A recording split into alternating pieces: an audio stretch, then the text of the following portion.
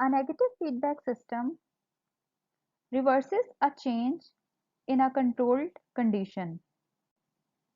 It restores abnormal value to normal. Basically, it's a mechanism that maintains a factor at its mean value. Now, for negative feedback system, consider the regulation of blood pressure. Blood pressure is the force exerted by blood as it presses against the walls of blood vessels. When the heart beats faster or harder, it increases blood pressure. Baroreceptors are pressure-sensitive nerve cells located in the walls of certain blood vessels. These receptors detect the high pressure